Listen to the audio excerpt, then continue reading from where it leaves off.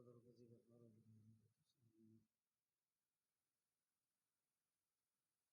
मजलिस पर्दानशीन ख़वातीन अस्सलाम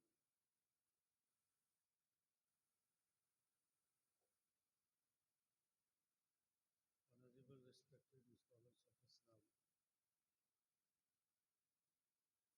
dear audience, and my lovely brothers of Islam. Assalamu alaikum wa rahmatullahi ta'ala wa barakatuh.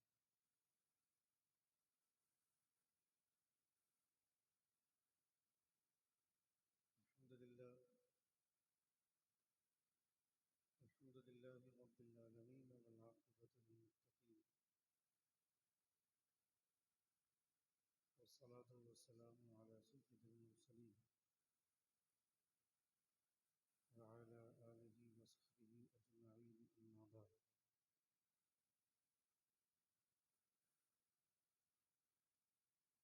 فأعوذ بالله من الشيطان الرجيم بسم الله الرحمن الرحيم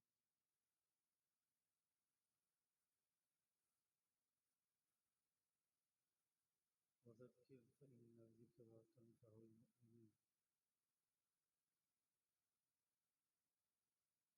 آمنت بالله صدق الله العظيم وصدق رسوله النبي الأمي المتين الكريم ونحن على ذلك لمن الشاهدين والشاكرين والحمد لله رب العالمين. بآواز बुलंद दुरूद शरीफ का नजराना पेश करें। अल्लाहुम्मा सल्ली अला सय्यिदिना शफीना हबीबिना व नबीना मौलाना मुहम्मदिन व बारिक वसल्लिम सलातुन व सलामन अलैका या रसूलल्लाह सल्लल्लाहु तआला अलैहि वसल्लम।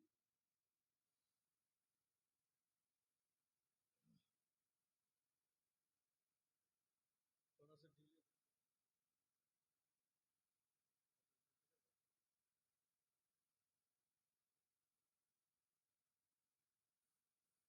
अल्लाह रब्बुल इज्जत का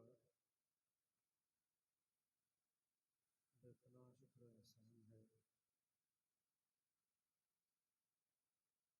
कि इस वक्त हमारा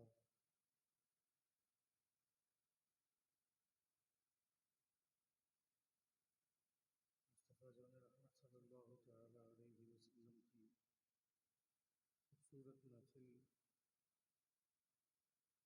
बनाम पैगाम ताज शरिया कॉन्फ्रेंस में हाजिर हैं। अल्लाह रब्बुल इज्जत उन तमामों की हाज़िरी को कबूल फरमाए।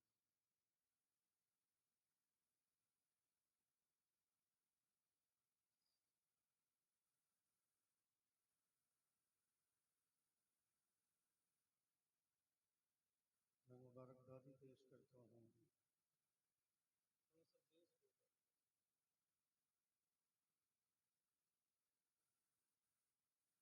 मैं मुबारकबादी पेश करता हूँ उन तमाम नौजवानों की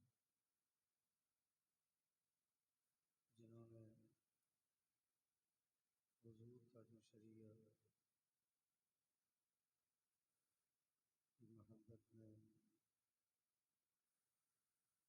इतनी शानदार बज़्म का इनेकाद किया।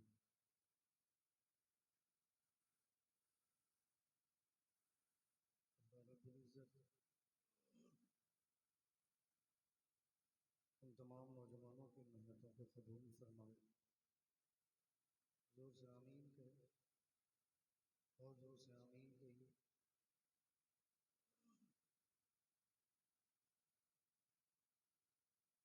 मैं ये बोलता हूँ कि जहाँ कहीं भी जलसे होते हैं उन जलसों को डैमेज करने वाली जो दुकानें होती हैं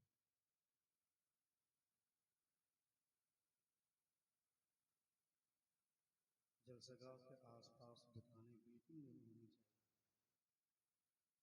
और अगर दुकान हो भी तो जलसे के आगाज के बाद दुकान क्लोज होनी चाहिए। इसलिए कि इस वक्त दुनिया की सबसे अच्छी महफिल अगर कोई है तो वो महफिल रसूल। जोर से बोले और जोर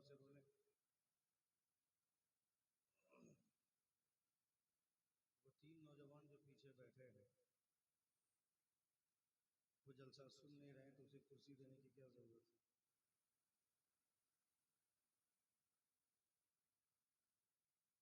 वो तीनों कुर्सियां उठाई जाए वहां से।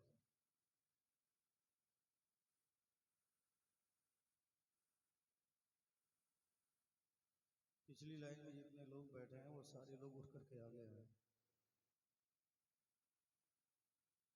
आगे आ जाएं, आगे आ जाएं, क्या बात है। आ जाओ भाई, आगे वाली कुर्सी को फुल कर दीजिए। माशाअल्लाह माशाअल्लाह। भी कुछ नौजवान पीछे बैठे हुए हैं।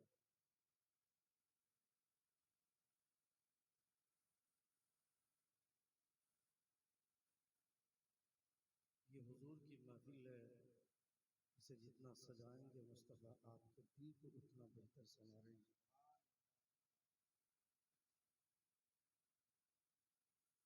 आवाज मजीद बेहतर होनी चाहिए, दम नहीं।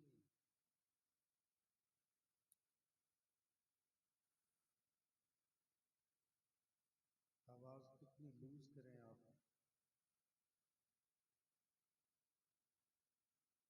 बगैर किसी ताकत के आदमी बोले तो आवाज सबको बराबर मैसर।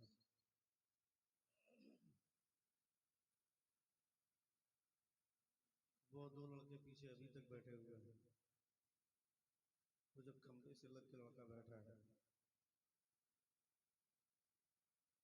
और इसी उम्र के बच्चे मैदान में पबजी खेलते हैं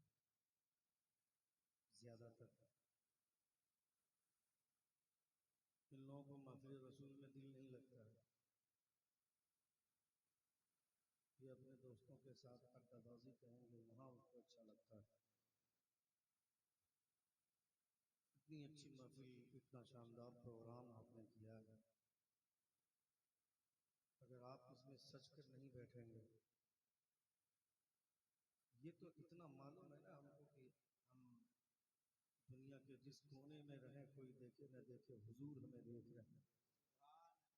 कितने लोग इस बात पर यकीन है, जरा हाथ उठाकर कहें या रसूल, या रसूल अल्लाह, और एक बार कहें या हबीब अल्लाह। या हबीब अल्लाह। नंबर रसूल पर बावक़ार और जय्यद उलमाए किराम तशरीफ फरमा है। उससे बेशतर आपने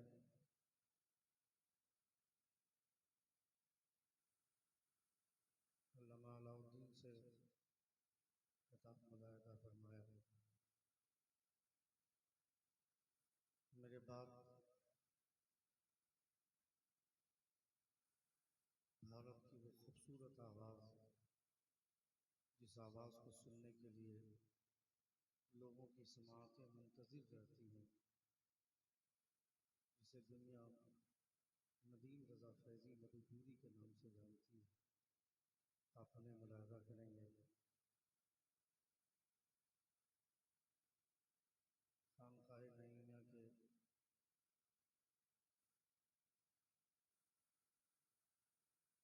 साहिब से ज़्यादा शेख तरीक़त रहबर राह शरीयत हज़रतुल्लाह मौलाना सैयद अज़ीमुद्दीन अहमद नईमी साहब मजदुल्लाह नूरानी, सैयद निज़ामुद्दीन साहब, सैयदों का अखलाक कैसा होता है ये जानना हो तो कभी खानकाए नईमिया से जाकर विजिट कीजिएगा, पता होगा। एक बार हजरत से मेरी मुलाकात हुई थी बहुत पहले,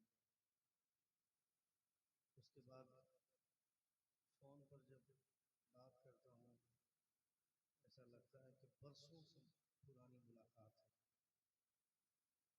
मुझे वहाँ पे तकरीर करने का भी शरफ हासिल हुआ है। ये सैयद निज़ामुद्दीन नजम मुरादाबादी का एहसान है, उन्होंने मेरा इंतखाब फरमाया, मैं शुक्रिया अदा करता हूँ। अल्लाह रब्बुल इज़्ज़त ऐसी शख्सियतों को तावीज़ की सूरत में खुदा सलामत रखे। जोर से आमीन कहें, जोर से आमीन।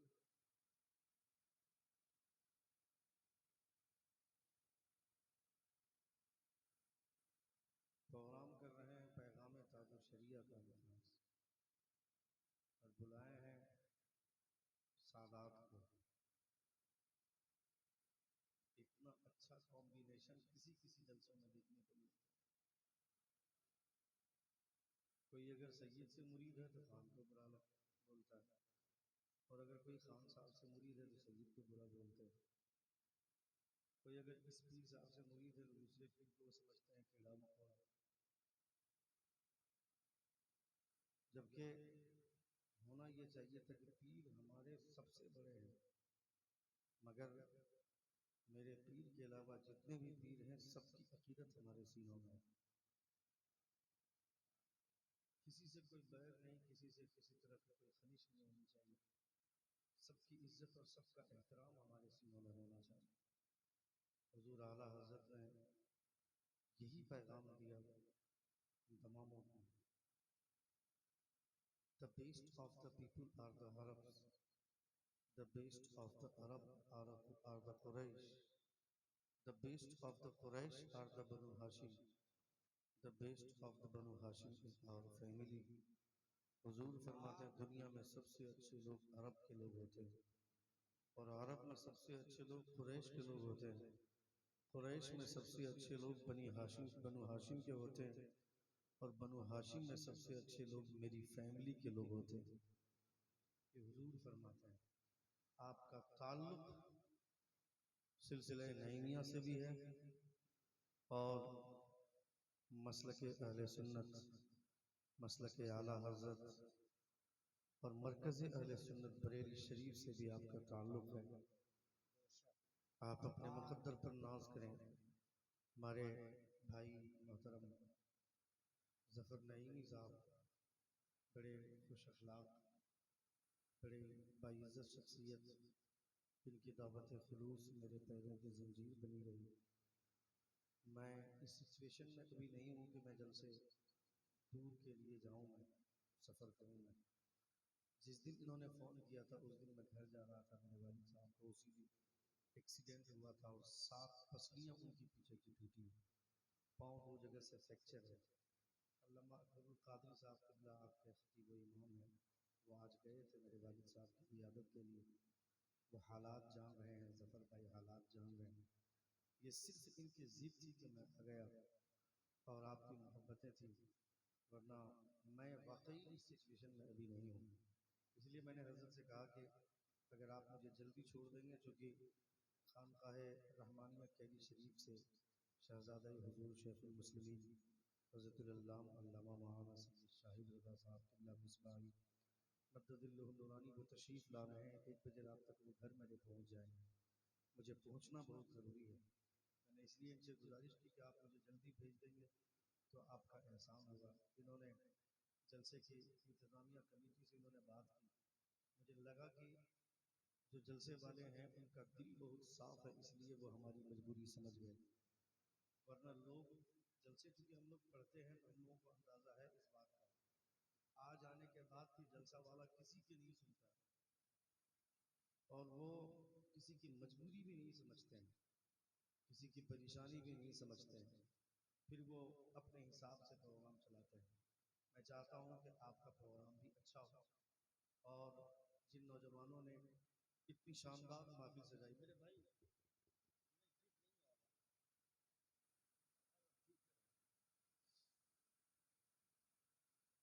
अगर डिले से आप आवाज़ को खूबसूरत नहीं बना सकते हैं तो आप नॉर्मल कर दें, ताकि लोगों को बात समझ में आए। ये जो गूंज है उस गूंज को रोक कर सिर्फ हल्का सा डिले दीजिए आप, मतलब रिपीट हो इको एक बार से हल्का सा, उसी में साउंड खिल जाएगा।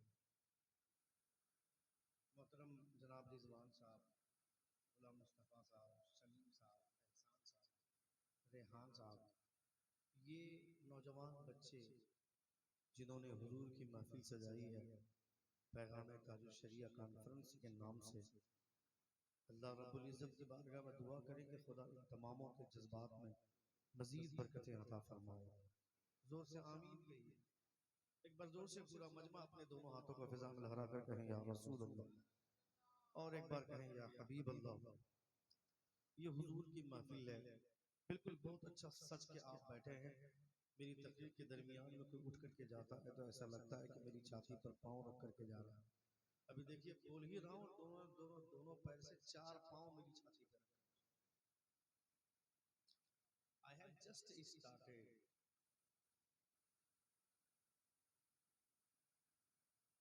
सुने आप थोड़ी देर, अभी आपको एक लंबा सफर करना है आपको। मैं ये नहीं बोलूंगा कि मैं 5 मिनट 10 मिनट बोलूंगा, उसके बाद फिर 1 घंटा बोलूंगा। मैं बोल रहा हूँ कि 1 घंटा मेरी तकलीफ होगी, और 1 घंटे से पहले आप में से कोई भी अगर उठिएगा तो मुझे गिरा गुजरेगा। तकरीर में तो वैसे भी नहीं उठना चाहिए। जलसे का असल मकसद है खिताब। खिताब सुनना बहुत जरूरी है। अगर आप खिताब नहीं सुनेंगे तो हुजूर का दीन कैसे सीखेंगे आप? हुजूर की शरीयत कैसे मालूम करेंगे आप? मुस्तफ़ा का कानून समझना बहुत जरूरी है। नबी कौनैन सल्लल्लाहु तआला अलैहि वसल्लम जब हजरत उमर फारूक रदी अल्लाह तआला अन्हु को पढ़ाने लगते हैं, जब मुस्तफ़ा पढ़ाने पर आते हैं तो 12 साल तक सूरह बकरा की तालीम दी हुजूर ने हजरत उमर को। 12 साल तक पढ़ाया। 12 साल में हमारे यहाँ मदरसे में दरस निजामिया की किताबें पढ़कर लोग आलिम भी बन जाते हैं, फाजिल भी बन जाते हैं, मुफ्ती भी बन जाते हैं।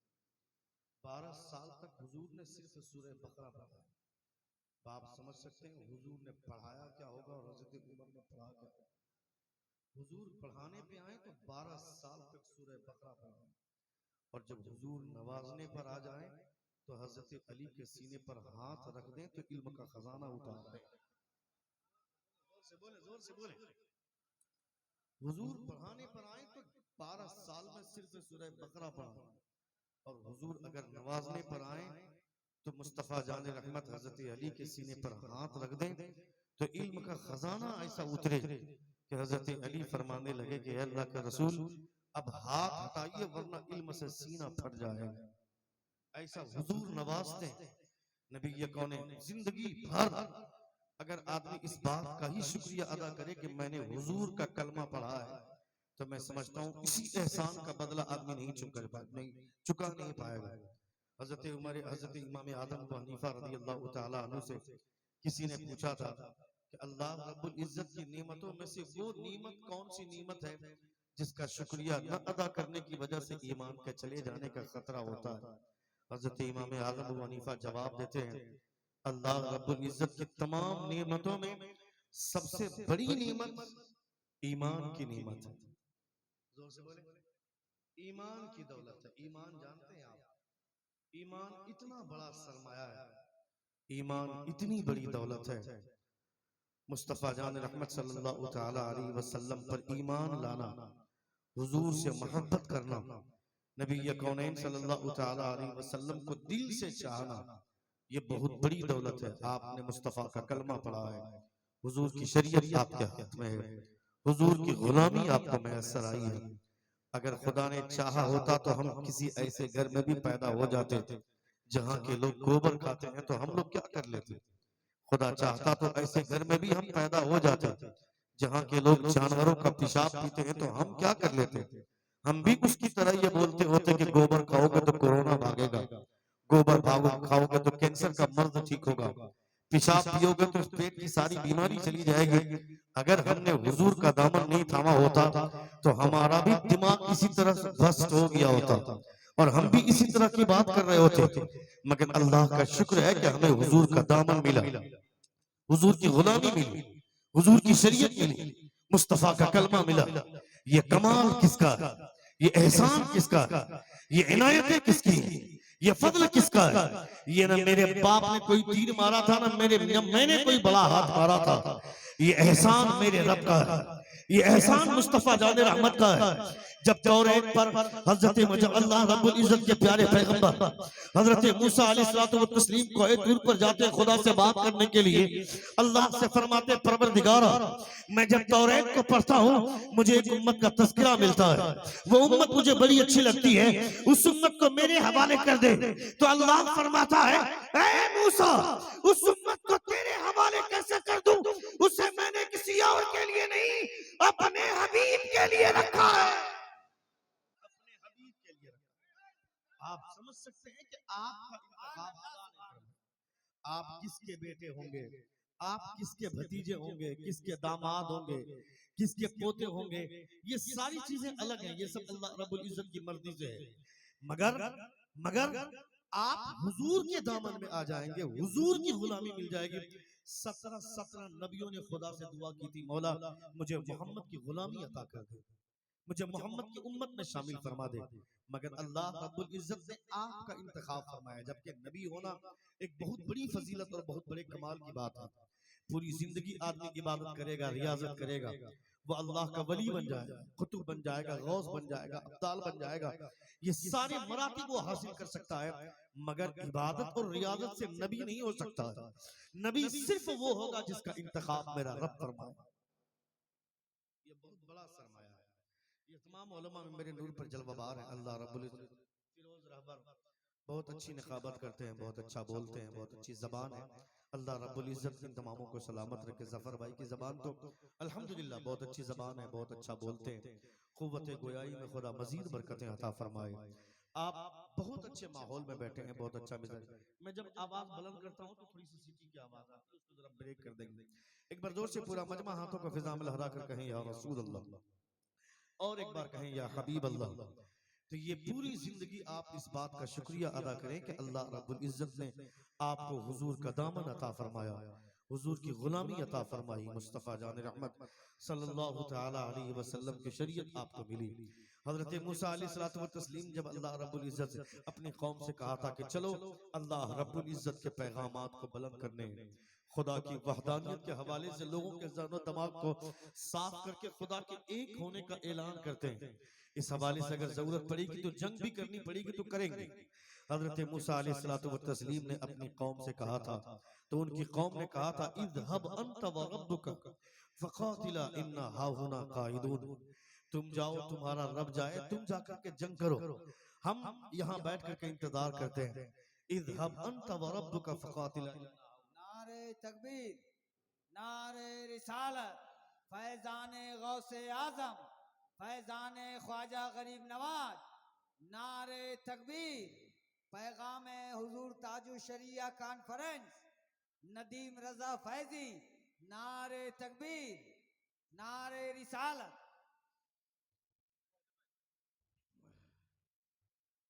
बैठिए। अक्सर बेशतर होता है ऐसा है कि जब किसी खतीब का या किसी शायर का या किसी पीर का इस्तकबाल करने का वक्त होता है, उसी वक्त दो चार लोग निकल जाते हैं। आपने गौर नहीं किया, मैंने गौर किया, दो लोग निकल गए, दो लोग निकल गए। That is the problem.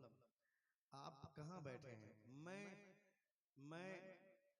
नहीं, what is the problem? That is the problem. यही सबसे बड़ी परेशानी हमारी महफिलों के लिए, कि हम ये समझते हैं कि अभी कोई नहीं देख रहा, अभी इस्तकबाल के मूड में है, सारे लोग खड़े हैं शाहिर साहब का इस्तकबाल करने।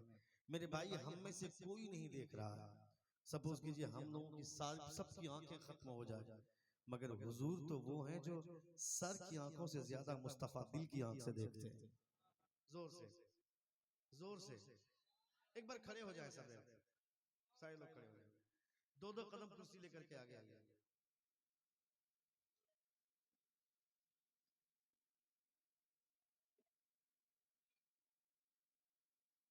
कैमरे वालों के लिए परेशानी है, बैठ जाइए आप। मैं नहीं कह सकता हूँ कि इतना बड़ा झमेला लेकर के आप आगे बढ़िए। हाँ, बैठिए। अच्छे लोग अपने उलमा की बात समझते हैं, आलिमों की बात समझते हैं, उस पर अमल करते हैं। आज के हालात इतने खराब हैं कि आदमी के पास जरा सा पैसा आ जाता है तो आलिमों को की कोई वक्त नहीं समझते हैं लोग। पैसा आ जाने के बाद वो अपनी घमंड की बोली बोलता है। शायरे मुल्क हिंदुस्तान मोहतरम मेरे भाई नदीम रजा फैजी मधुपुरी, जिनकी आवाज़ के हवाले से, नगमगीयत के हवाले से जो दुनिया में इनका रेंज बना है, अल्लाह रब्बुल इज़्ज़त किसी किसी को ऐसी मकबूलियत अता फरमाता है। दरमियान में बीच में इनकी आवाज़ थोड़ी सी मुतासिर हुई, जिस जलसे में जाते थे आवाज़ थोड़ी सी इनकी मुतासिर रहती थी। मैंने कई लोगों को देखा है जो इनके साथ बैठ करके खाना खाते हैं, इनके साथ बैठ करके चाय पीते हैं। मैंने इनके साथ बैठे हुए लोगों को ये कहते हुए सुना है, नदीम बहुत बड़ा घमंडी आदमी, उसकी आवाज़ अब ख़त्म हो गई। मैंने कहा कि आवाज़ अगर नदीम की आपके कहने से चली जाए तो उन्होंने जिस माँ से इतना प्यार किया है, वो माँ जो 24 घंटे अपने बेटे के लिए दुआ करती थी, उनकी दुआएं कहाँ जाएंगी? 50,000 लोगों की दुआएं एक तरफ और एक माँ की दुआ एक तरफ। जोर से बोले, जोर से बोले। 50,000 लोग मिलकर के बद्दुआ करेंगे और एक मर्तबा आंचल फैलाकर माँ दुआ कर देगी तो उन 50,000 लोगों की बद्दुआओं पर माँ की एक दुआ भारी हो जाएगी। आज देखिए आप आपके सामने हैं, अल्लाह रब्बुल इज्जत की आवाज में मजीद चाशनी का जौहर अता फरमाए, मजीद बरकतें अता फरमाए। बड़े अच्छे लोग हैं आप सब। नबी कौनैन सल्लल्लाहु तआला अलैहि वसल्लम का हम कलमा पढ़ते हैं, हुजूर सल्लल्लाहु तआला अलैहि वसल्लम की शरीयत पर मुकम्मल हमारा एतमाद यकीन है। रसूल दिवकार सल्लल्लाहु तआला अलैहि वसल्लम का दामन हम तमामों को मिला। अल्लाह फरमाता वज़क्किर फ़इन्न ज़िक्रा तनफ़उल मुमिनीन, और नसीहतें कीजिए इसलिए कि नसीहतों से लोगों को फायदा पहुंचता है, ये खुदा फरमाता है। फिर अल्लाह रब्बुल इज्जत दूसरी जगह इरशाद फरमाता है, इन्न फी ज़ालिका लज़िक्रा लिमन कान लहु क़ल्ब, बेशक नसीहतें उन लोगों के लिए जिनके सीने में दिल है।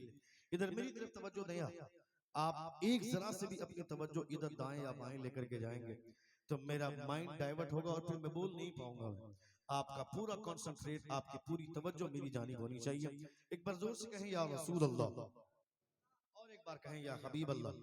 मैं अहले स्टेज से गुजारिश करता हूँ कि चूंकि अल्लामा मुश्ताक अहमद निज़ामी खतीब मशरिक़ अल्लामा मुश्ताक अहमद निज़ामी अलैहि रहमा फरमाते हैं कि जब मेरे रसूल पर उलमा बैठे तो उन्हें इस बात का ख्याल रखें कि आप अपने वज़ाक़ता को और आप अपने रंगो रोगन को इस अंदाज में रखें, आप इस अंदाज में बैठे। आप यकीन रखें अगर आपके सामने 5,000 पब्लिक है तो 10,000 आंखें हैं, वो 10,000 आंखों से आपको देख रहे हैं। आप एक दूसरे से बात करेंगे, अगर आप एक दूसरे से महवे गुफ्तगू होंगे तो पब्लिक पे उसका बुरा असर जाएगा।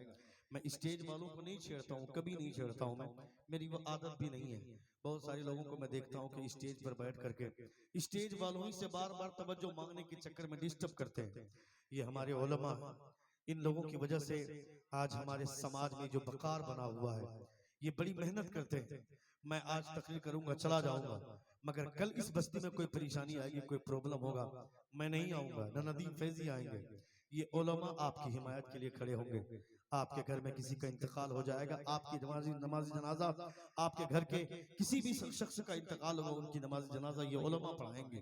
इसलिए इनकी इज्जत होनी चाहिए, इनकी कद्र होनी चाहिए। जो खतीब बाहर से आए हैं वो 15,000 20,000 तकरीर करके 20,000 का नजराना का लिफाफा लेकर के वो चले जाएंगे, मगर आपके घर में कभी कोई परेशानी हो जाएगी। आवाज ठीक मिल रही है आपको? आवाज ठीक मिल रही है? कोई दिक्कत नहीं है? तो मुझे क्यों लग रहा है कि आपको आवाज ही नहीं मिल रही है? ये कब हमको लगेगा आपकी आवाज, आप मेरी आवाज आपको मिल रही है? ये तब लगेगा जब आपकी आवाज हमको मिलेगी। बिल्कुल बिल्कुल। तो ये हमको लगाइए एक बार, सुभान अल्लाह, सुभान अल्लाह। ये हमको लगा दीजिए कि आपको मेरी आवाज मिल रही है। और एक बार लगाइए, और एक बार लगाइए। हाँ, नारे तकबीर, नारे रिसालत, मसलके आला हजरत, लब्बैक या रसूल अल्लाह। सारे लोग लब्बैक या रसूल अल्लाह, लब्बैक या रसूल अल्लाह, लब्बैक या रसूल अल्लाह। आप जितनी अच्छी फिजा बनाएंगे, मेरी तकरीर कैसी होती है, जो लोग मेरी तकरीर सुने हैं वो जानते हैं। आप मुझे, मेरे जज्बे को आप तब तक नहीं उबार सकते जब तक आप अपना मिजाज नहीं बनाएंगे। तकरीरें मैं जुमे वाली तकरीर करके चला जाऊंगा तो जुमे वाली तकरीर तो आप अपने इमाम से हर जुमा सुनते हैं, लेकिन आप जाते कहाँ हैं मस्जिद? 12:15 में या 25 में अजान होती है और इमाम साहब की तकरीर शुरू हो जाती है 12:30 से। आधे घंटे की तकरीर हर जुमा को होती है, मगर आप जब 12:50 या 55 होता है तब अपनी बीवी को बोलते हैं लुंगी लाओ, नहाएंगे, जुमा पढ़ने जाएंगे। और आप आते हैं जुमे की नमाज में इत्तेफाक से, आप ये सोच कर आते हैं कि अब तकरीर खत्म हो गई होगी, अब जाएंगे सीधे खुतबा सुनेंगे, नमाज पढ़ेंगे। और इत्तेफाक से अगर इमाम साहब की तकरीर 5 मिनट की ताखीर हो गई, 5 मिनट देर हो गई उनकी तकरीर, तो फिर आप चौराहे पर बैठ करके बोलते हैं कि इस इमाम को वक्त का ख्याल नहीं रहता है, इनको 5 मिनट देर 10 मिनट हमेशा देर हो ही जाती है। हमेशा ये ताखीर कर देते हैं, इनको वक्त का ख्याल नहीं रहता है। जो लोग इस तरह की बात करते हैं वही लोग वलीमे की पार्टियों में दावत में जाते हैं, एक एक घंटा तक वो खड़े रहते हैं बिरयानी के चक्कर में, पुलाव के चक्कर में, उस वक्त उनका पाँव नहीं दुखता। और 5 मिनट अगर इमाम साहब ने तकरीर लंबी कर दी, ताखीर हो गई, तो लोगों के पेट में दर्द होने लगता है। कुछ बदतमीज लोग बार बार घड़ी से उसको इमाम को इशारा करते हैं कि टाइम खो गया, वक्त का ख्याल रखें। आपको यह कहना चाहिए तक इमाम साहब अगर 5 मिनट का वक्त आपने ज्यादा लिया है तो आप परेशान मत होइए। 5 मिनट का वक्त ज्यादा लिया है तो हमने किसी नेता की बात नहीं सुनी है, किसी एमएलए या एमपी की बात हमने नहीं सुनी है। 5 मिनट अगर आपने वक्त ज्यादा लिया है तो हमने मुस्तफा की बातें सुनी है, हुजूर की बातें सुनी है, और दुनिया के तमाम इंसानों की बातें एक तरफ और आमना की लाल की बातें एक तरफ। दुनिया की बातें सुनने से कुछ नहीं मिलता है, हुजूर की बातें सुनने से दिल को करार मिलता है। नारे तकबीर, नारे रिसालत, अज़मते मुस्तफा। इमाम की इज्जत करें, इमाम की कद्र करें। जब आप अपने इमाम की इज्जत करेंगे तो आपको आपकी जिंदगी खुशहाली में गुजरेगी। जिस हुजूर ताजुल शरिया के नाम से आपने महफिल सजाई है, इतने पैसे खर्च किए हैं, जगह जगह पे आपने भीख मांगी है, जाकर चंदा किया है, तब ये महफिल मुनक़द हुई है। हुजूर ताजुल शरिया भी पहले किसी मस्जिद के इमाम थे, हुजूर ताजुल शरिया भी कहीं पे इमामत करते थे। हुजूर ताजुल शरिया तो जब तक आप बाहयात रहे, जब तक आपकी सेहत सलामत रही, आप अगर 5 वक्ता नमाज पढ़ाना बहैसियत इमाम छोड़ भी दिया तो कम से कम ईदैन की नमाज में आप इमामत जरूर करते थे। ये हुजूर ताजुल शरिया की जिंदगी। आप 5 वक्त की नमाज की पाबंदी इस तौर पर करते थे कि सफर में भी होते तो किसी हाल में भी होते थे तो आप जहां पे देखते थे वक्त हो गया नमाज का, गाड़ी रोक कर आप नमाज की नीयत बांध लेते थे। ये हुजूर ताजुल शरिया की जिंदगी है। जिस हुजूर ताजुल शरिया के नाम पर इतनी शानदार महफिल मुनक़द हुई है, वो हुजूर ताजुल शरिया भी किसी मस्जिद के इमाम थे, हुजूर आला हज़रत भी किसी मस्जिद के इमाम थे। कौन आला हज़रत? जिनके बेटे के लिए अगर इस कदर लोग दीवाने बैठे हुए हैं, जिनके पोते के लिए, हुजूर ताजुल शरिया के लिए अगर इस कदर दीवानगी है, तो हुजूर आला हज़रत की दीवानगी का आलम क्या होगा? कौन हुजूर आला हज़रत? एक बाप के बहुत सारे बेटे हैं, मगर जिस बेटे पर बाप को नाज होता है वो बेटा बरेली का अहमद रजा है। एक उस्ताद के बहुत सारे शागिर्द होते हैं, मगर जिस शागिर्द पर उस्ताद को नाज होता है वो शागिर्द बरेली का अहमद रजा है। एक पीर के बहुत सारे मुरीदीन होते हैं, मगर जिस मुरीद पर पीर को नाज होता है वो मुरीद बरेली का अहमद रजा है। हुजूर सैयद आले रसूल मरहबी फरमाते हैं, on the day of judgement when Allah Almighty should ask from me what have you brought from earth for me, I should present Imam Ahmad Raza Khan. हुजूर सैयद आले रसूल मरहबी फरमाते हैं, कल क़यामत के मैदान में अगर खुदा मुझसे सवाल करेगा, ए आले रसूल मेरे लिए दुनिया से क्या लाया है, आप फरमाते हैं मेरे पास नमाजें हैं, मेरे पास रोजे हैं, मेरे पास हज और ज़कात की नेकियां हैं, मेरे पास सदक़ात और अतियात की नेकियां हैं। ये सारी नेकियों में से कुछ नहीं कहूंगा, परवरदिगार से कहूंगा मौला मेरी जिंदगी भर की पूंजी ये कोई दूसरी चीज नहीं है, ये बरेली का अहमद रजा है। नारे तकबीर, नारे रिसालत, मसलके आला हजरत, फैजाने आला हजरत। वाह, जिंदाबाद जिंदाबाद जिंदाबाद। हाय हाय हाय, जवाब नहीं। सुन रहे हैं आप? सुन रहे हैं? सुन रहे हैं आप? कितने लोग सुन रहे? जरा हाथ उठाकर कहें या रसूल अल्लाह, और एक बार कहें या हबीब अल्लाह। तो हुजूर सैयद आले रसूल मरहबी ने अपने मुरीद पर नाज किया, वो हुजूर आला हज़रत की जात है। अल्लाह रब्बुल इज्जत का बेपनाह करम है, हुजूर आला हज़रत ने इश्क का पाठ पढ़ाया, आपको इश्क की बात समझाई।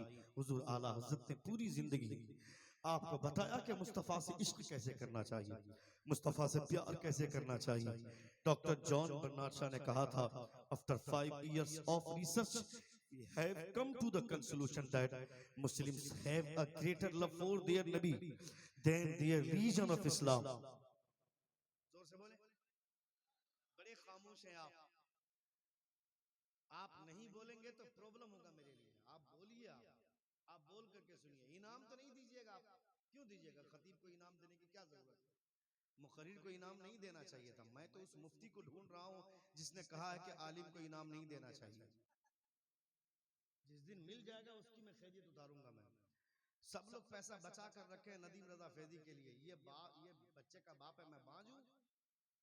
क्या लगता है आपको?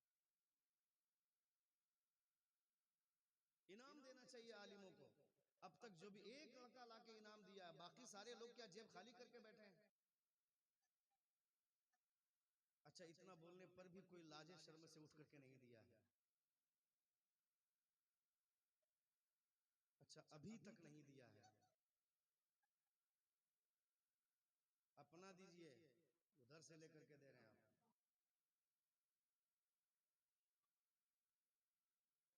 मैंने एक जगह तकरीर में कहा तो एक ने कहा कि ये क्या हुस्ने तलब है।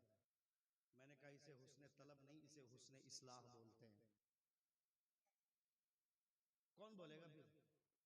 किसी को तो बोलना होगा, किसी को तो बेशरम बनना होगा। इस हवाले से आपकी इस्लाह के लिए अगर हमारे लिए थोड़ी देर के लिए आप कीचड़ उछालते भी है तो चलेगा, लेकिन आपका जहन भी साफ होना जरूरी है।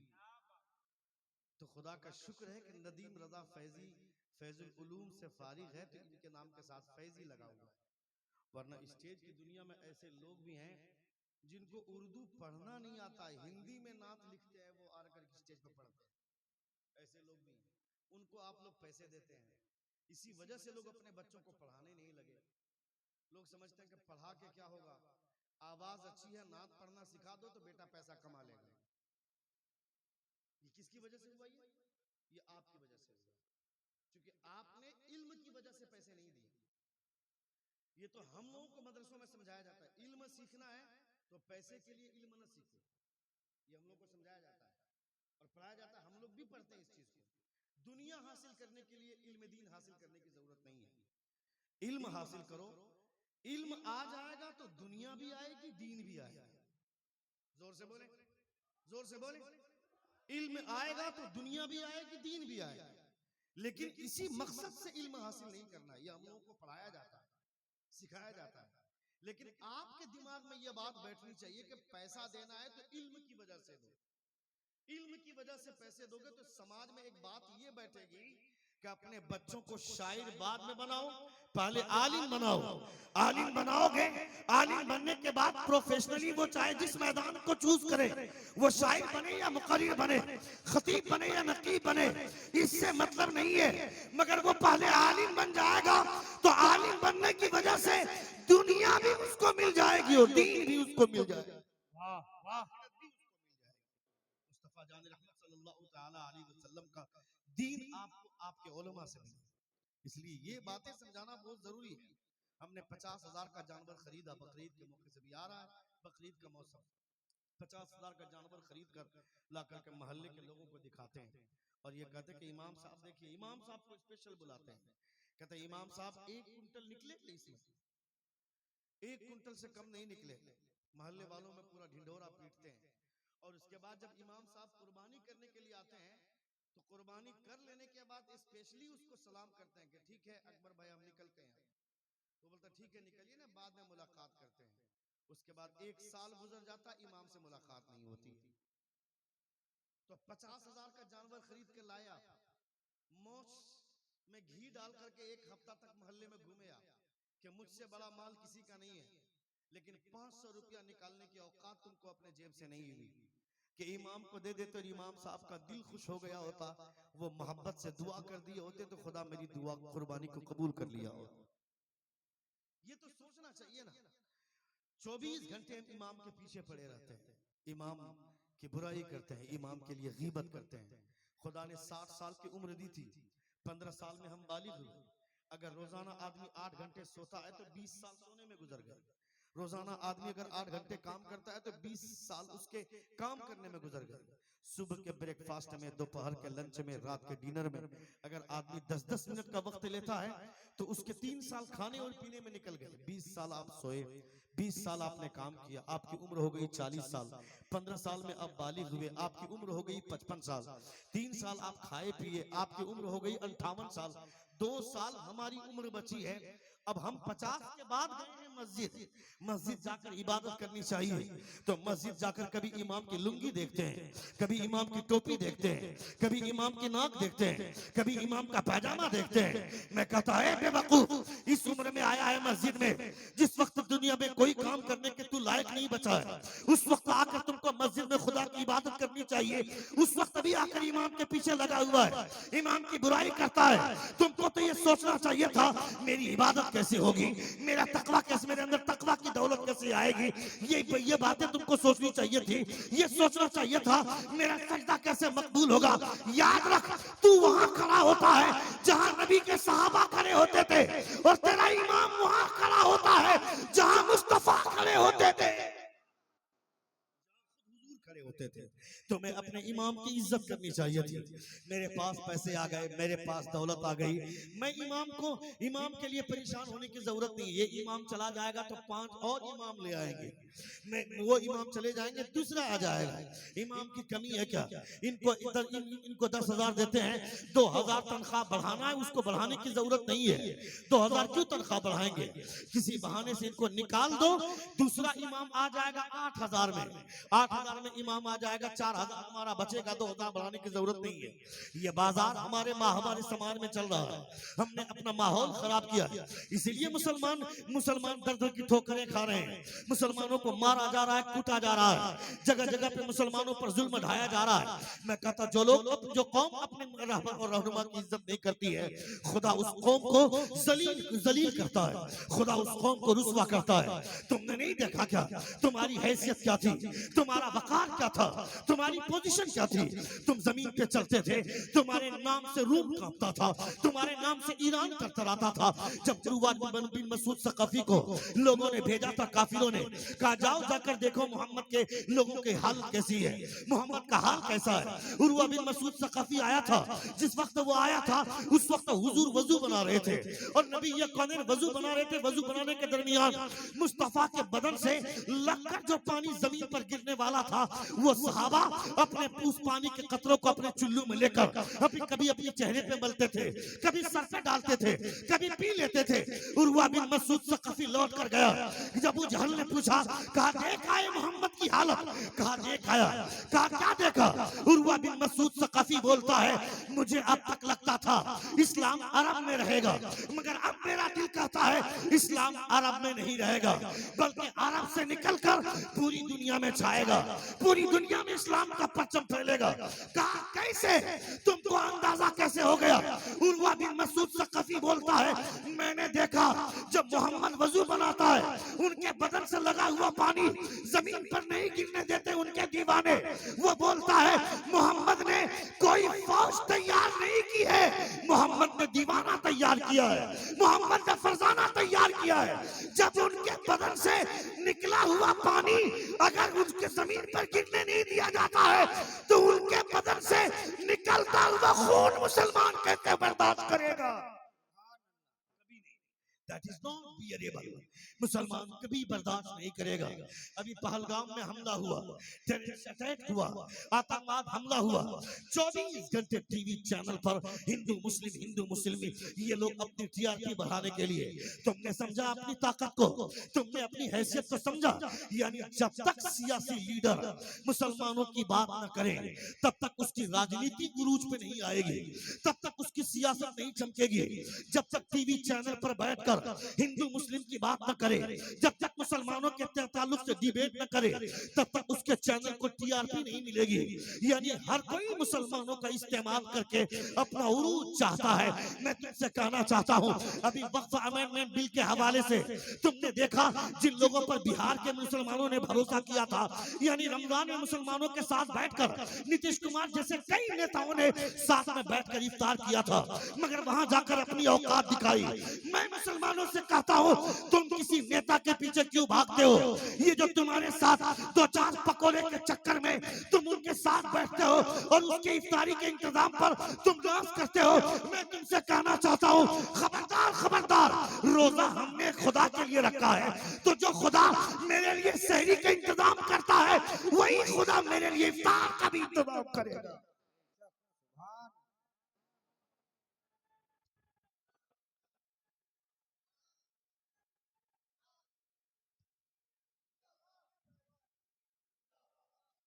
वही खुदा मेरे लिए इफ्तार का इंतजाम करेगा।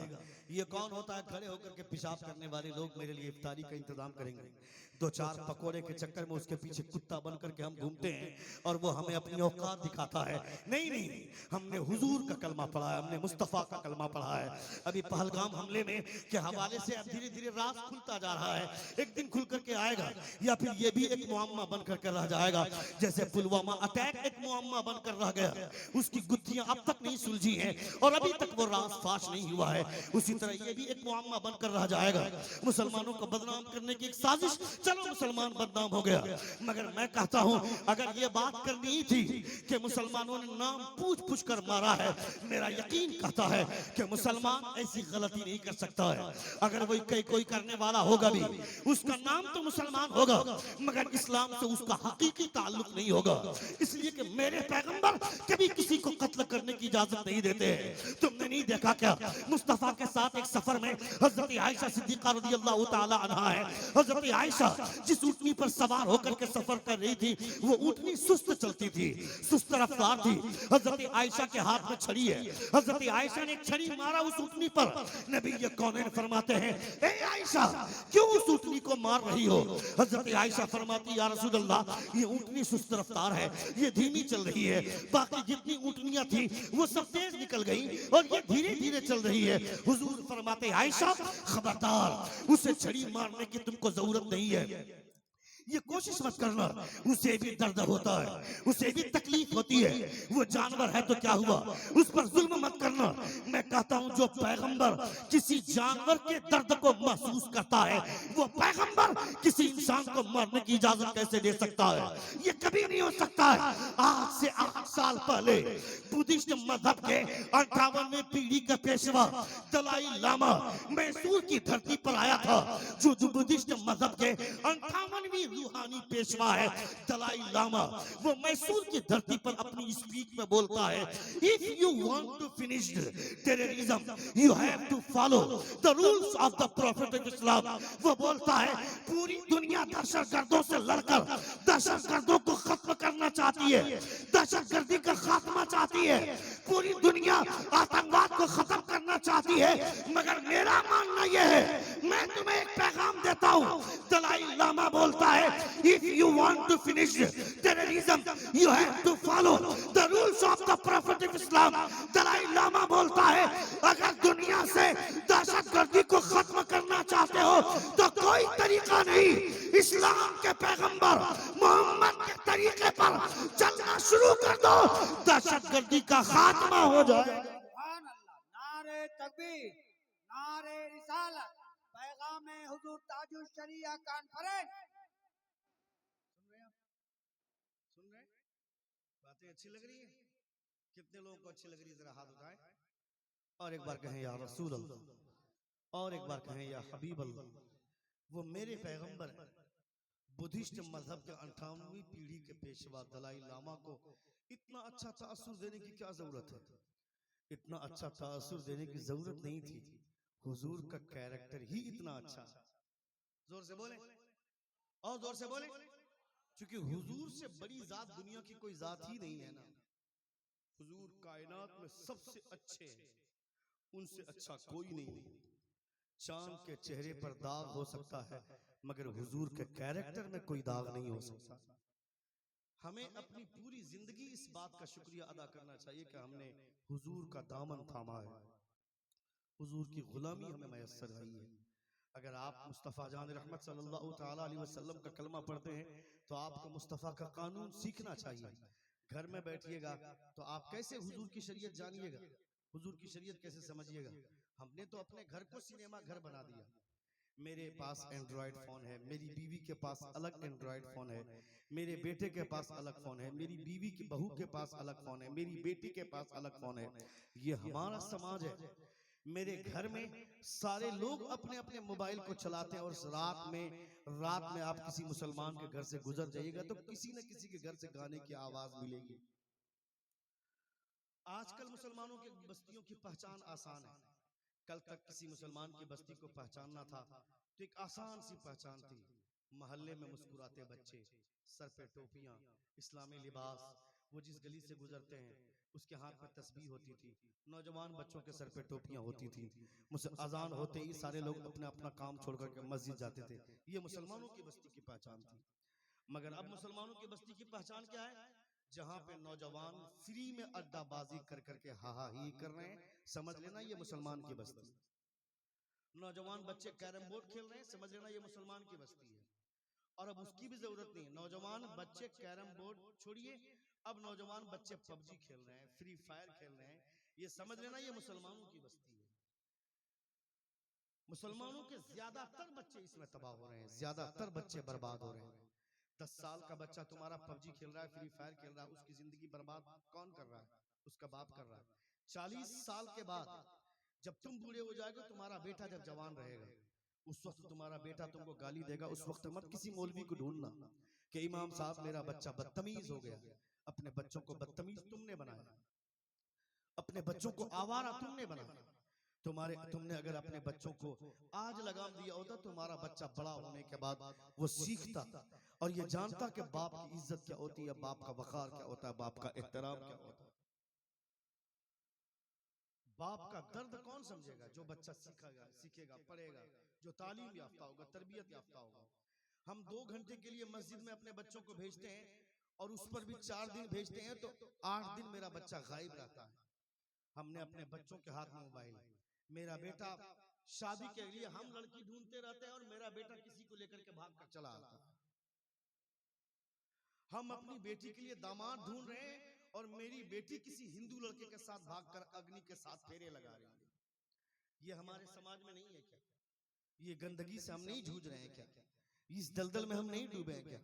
जिस बच्ची को फातिमा की कनीज होना चाहिए था, वो बेटी किसी तिवारी के साथ, किसी गणेश के साथ, किसी गुप्ता के साथ भागकर शादी कर रही है।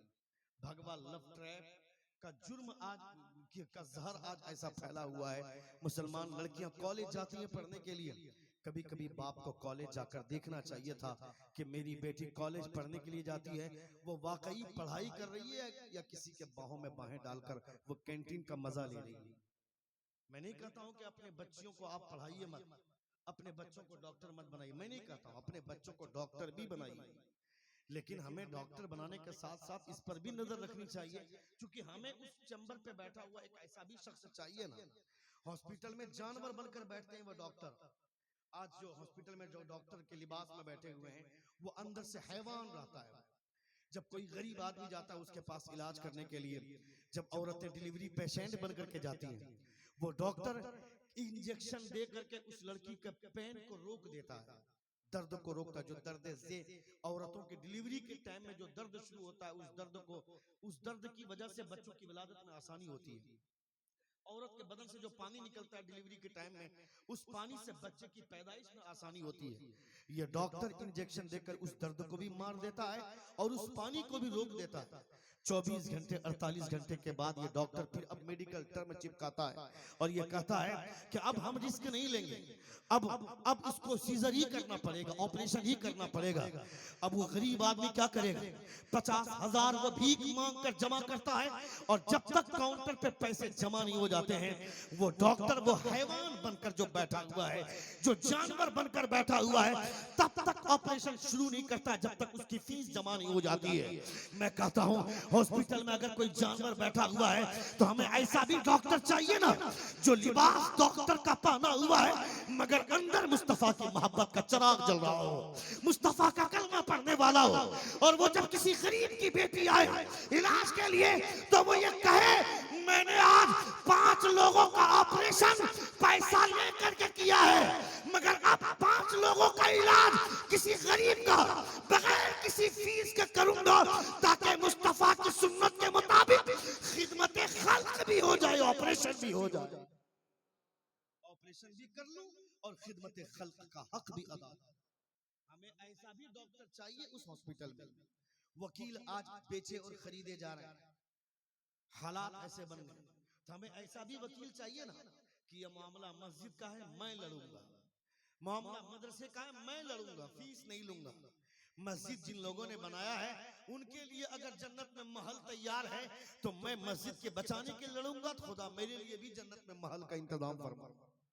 हमें ऐसा भी वकील चाहिए, ऐसा भी एडवोकेट चाहिए। तो मैं नहीं कहता कि अपने बच्चों को मत पढ़ाइए, अपने बच्चों को डॉक्टर भी बनाइए, इंजीनियर भी बनाइए, प्रोफेसर भी बनाइए, मगर अपने बच्चों को मुस्तफा जान रहमत सल्लल्लाहु तआला अलैहि वसल्लम का दीन सिखाइए, हुजूर की शरीयत समझाइए, ताकि आपका बच्चा आवारा ना बने, आपका बच्चा यूं ही घूमे ना फिरे।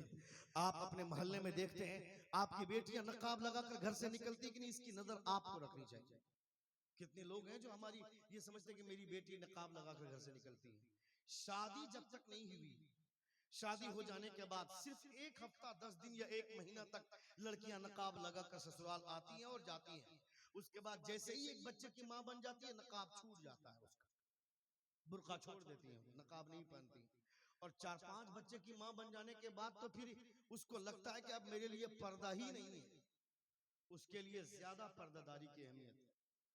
वो इसलिए ज्यादा पर्दा करेगी कि उसको देख करके नौजवान और यंग कवारी लड़कियां ये समझेंगी जब इसके लिए इस कदर आज भी पर्दादारी है तो हम तो कवारे, हमारे लिए तो ज्यादा पर्दे का एहतमाम करता हो। जब ये समझेंगे, सुन रहे हैं आप, सुन रहे हैं कितने लोग सुन रहे, जरा हाथ उठाकर कहें या रसूल अल्लाह, और एक बार कहें या हबीब अल्लाह। अपने बच्चों को समझाना बहुत जरूरी है। जब आप तकरीरें नहीं सुनेंगे आप तो आप कैसे ये सब चीजें सीखेंगे। एक ईसाई लड़की रोजाना ऑफिस जाती है जॉब करने के लिए, चौराहे पर नौजवान लड़के खड़े होकर के छेड़ते हैं उसको और गलत और भद्दे कमेंट्स करते हैं। जैसे आजकल नौजवान लड़के फेसबुक में किसी लड़की का फोटो देख लिया तो तुरंत उसको फ्रेंड रिक्वेस्ट भेजेंगे, और किसी आलिम को देख करके फ्रेंड रिक्वेस्ट नहीं भेजेंगे। नदीम रजा फैजी भी फेसबुक में, इनको क्यों नहीं भेजता है फ्रेंड रिक्वेस्ट? अपने उलमा को क्यों नहीं भेजते? उलमा को भेजेंगे तो कहीं ऐसा ना कि तबलीग ये लोग यहां भी शुरू कर दें। 5 मिनट किसी आलिम के साथ बैठना नहीं चाहेगा, इसलिए नहीं बैठेगा कि बड़ी तकरीर लंबी हो जाती है। 5 मिनट किसी मौलवी के पास बैठना चाहोगे तो ये लोग अपनी बुकराती झाड़ेंगे, तुमको बुकराती लगती है। वो हुजूर की बात करेंगे तो तुमको बुकराती लगती है। हमारे उलमा ने तो यहाँ तक फरमाया कि जब किसी आलिम के पास बैठो तो उसे कोच मारो। कोच मारो समझते हैं आप? उसे छेड़ना। जब किसी आलिम के पास बैठोगे तो उसको एक मसला पूछोगे तो 10 मसले का जवाब वो खुद जवाब देंगे आपको। और हम मस्जिद से जुमे की नमाज पढ़कर निकलते हैं, इमाम साहब को बोलते हैं इमाम साहब आरसीबी का मैच है आज। जुमे की नमाज पढ़कर निकल रहे हैं, बोल रहे हैं कि आज तो कोलकाता है, कल कोलकाता हार गई थी। तेरे बाप का क्या कलकत्ता हार जाएगी? तो वो अगर कप भी ले आए तुमको क्या फायदा मिलने वाला है? मोहम्मद शामी 15 विकेट ले ले, तुमको क्या फर्क पड़ता? मोहम्मद शामी तुमको क्या दे देगा? जहीर खान क्या दे देगा तुमको? वो अगर 18 विकेट ले ले, ये लोग तो तुम्हारा नाम तक नहीं जानते हैं। ना धोनी जानता है, ना विराट कोहली जानता है, ना मोहम्मद शामी जानता है, तुम्हें कोई नहीं जानता है। और तुम इनके बारे में मस्जिद में भी सोचते हो, मस्जिद से निकल कर भी सोचते हो जो तुम्हारा नाम तक नहीं जानता है। मगर मदीने में जो सरकार लेटे हुए हैं तुम उन्हें याद करो ना करो, 24 घंटे मुस्तफा तुम्हें याद करते हैं। नारा लगना चाहिए था यहाँ पे।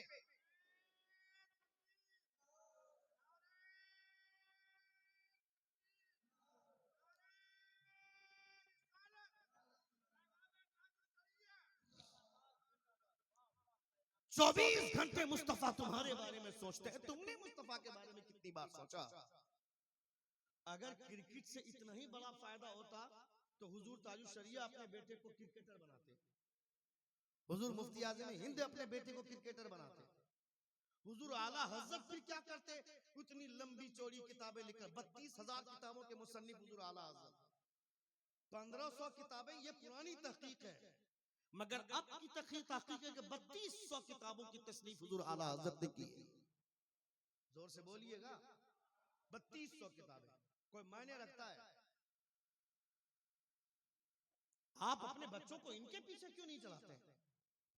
सलमान खान, बॉलीवुड का अदाकार सलमान खान, शाहरुख खान, 1 महीना रोजा रखा, अभी उसकी कोई फिल्म आने वाली तो नौजवान लड़का हाउसफुल करने के लिए चला गया।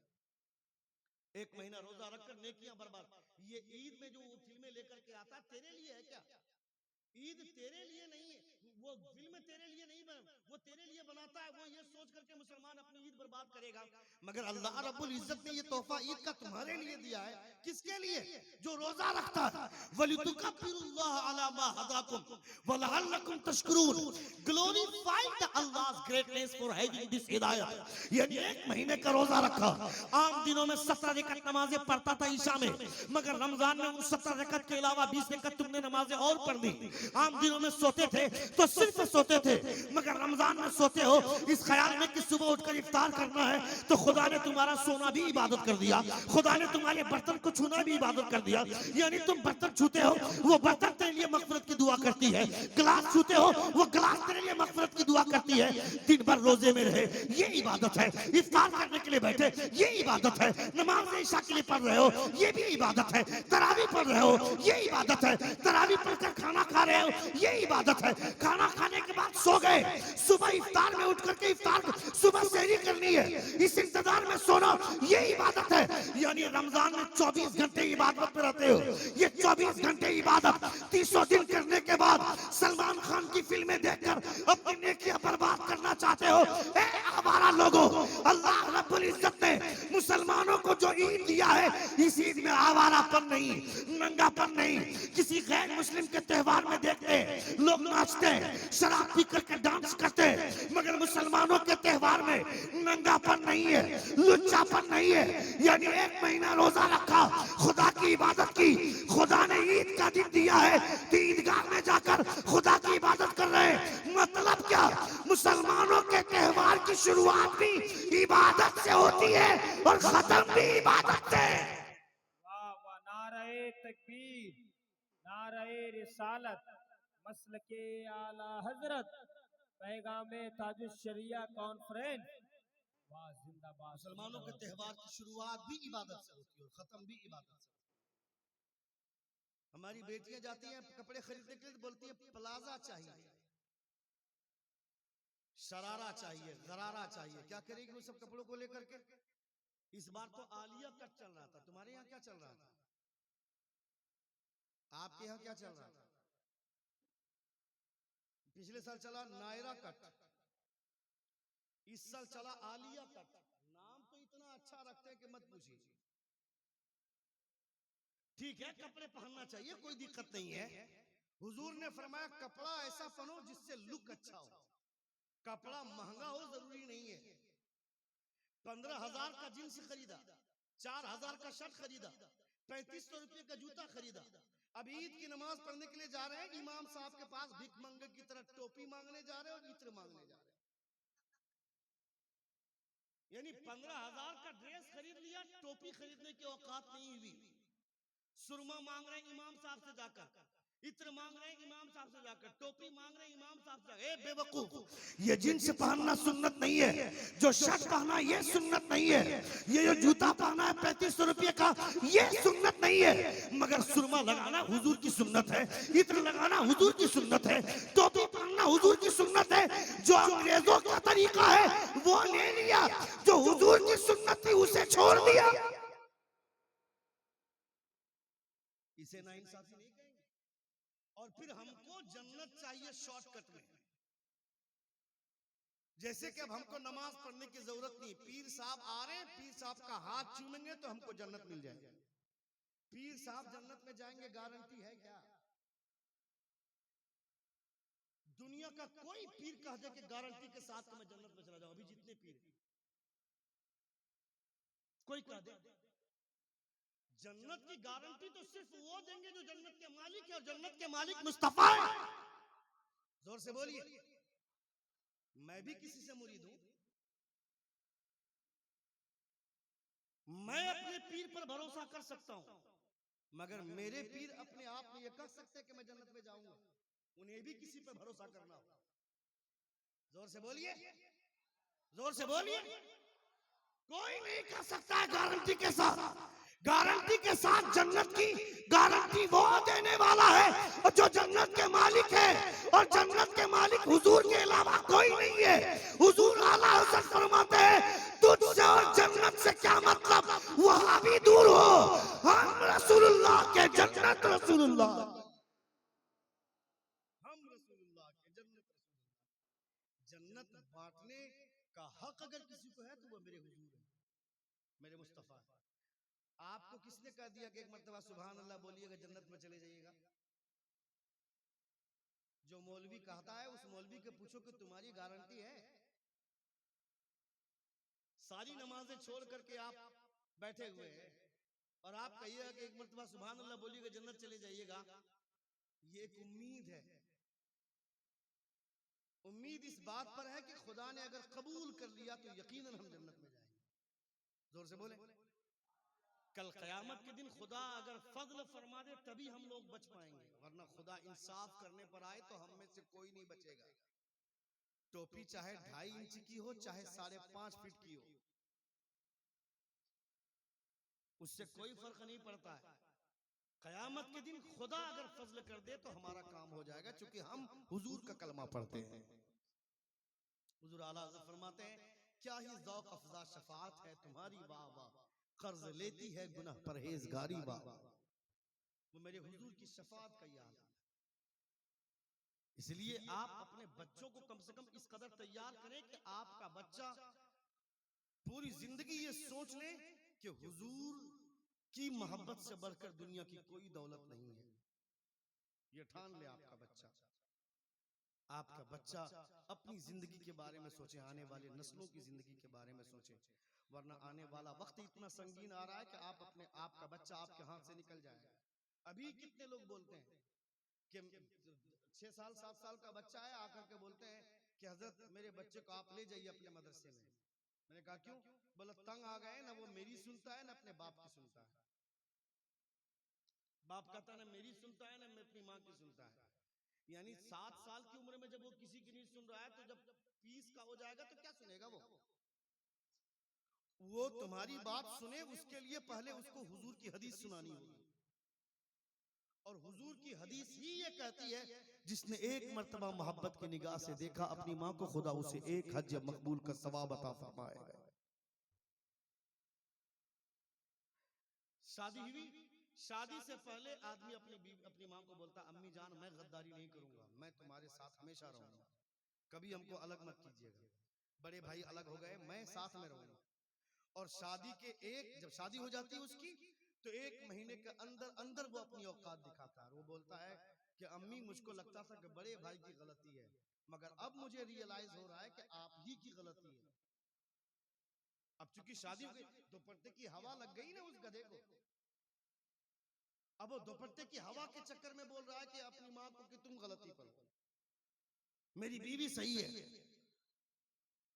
4 साल से अपनी बीवी से बात नहीं कर, अपनी माँ से बात नहीं कर रहा है। अलग होटल पे किराए होटल में रूम लेकर के वो रहता है, अपनी बीवी को होटल बाजार में रखता है। और खुद उसकी माँ सुबह का नाश्ता की कि नहीं, दोपहर का लंच हुआ कि नहीं, रात का डिनर हुआ कि नहीं, मगर अपनी बीवी को सुबह शाम रसगुल्ला खिलाता है, काजू किशमिश खिलाता है। उसको परवाह नहीं कि उसकी माँ की जिंदगी कैसे गुजर रही है। और साल में 1 मरतबा पीर साहब आ गए, तलवा चाटने लगे कि पीर साहब मुझको जन्नत दिलवा देंगे। अपनी माँ को नाराज करके जन्नत जाएगा, जिंदगी भर पीर का तलवा चाटेगा, जन्नत नहीं मिलेगी। इसलिए कि हुजूर ये नहीं कहते हैं कि जन्नत पीर के कदमों के नीचे, मुस्तफा कहते हैं जन्नत पीर के कदमों के नीचे नहीं, तुम्हारी माँ के कदमों के नीचे तुम्हारी जन्नत। इसलिए अपनी माँ की इज्जत करनी चाहिए, अपनी माँ की कदर करनी चाहिए। अपने बाप से ऊंची आवाज में कभी बात मत कीजिए। बहुत सारे लोग बोलते हैं कि अपने बाप के पास क्या बोलेंगे हमको हमारी हिम्मत नहीं होती है। हिम्मत नहीं होती है, अपने बाप के पास डेली रात में जब बाप सोने लगे, सोने से पहले जाइए 10 मिनट अपने बाप के पास बैठिए। सिर्फ इतना कीजिए, आप नहीं दबाइए पाँव, नहीं दबाना चाहते आप मत दबाइए। आप बैठिएगा, कसम खुदा के एक दिन आपका दिल चाहेगा काश मैं आप अपने बाप का पांव दबा दूं। आपको अच्छा लगेगा, उससे आपके बाप को सुकून मिलेगा। उसे लगेगा कि मेरा बेटा जब मेरी नींद के वक्त में मुझे साथ नहीं छोड़ता है तो मेरी मौत के वक्त में मेरा साथ कैसे छोड़ेगा। और जान रहे हैं उस लम्हे में अगर बाप ने दिल से दुआ दे दी तो पूरी दुनिया मिलकर आपके साथ बगावत करेगी, मगर वो बाप की दुआ आपको उरूज पर ले जाने के लिए काफी हो। हुजूर ताजुश शरिया के नाम से प्रोग्राम जिन लोगों ने कराया है उन तमाम नौजवानों से मैं गुजारिश करूंगा कि आपने बहुत अच्छा काम किया है। आप भी अपने माँ बाप के वफादार बनिए और अपने दोस्तों को भी माँ बाप के वफादार बनाइए। और आज जो तकरीर हो रही इसके जरिए से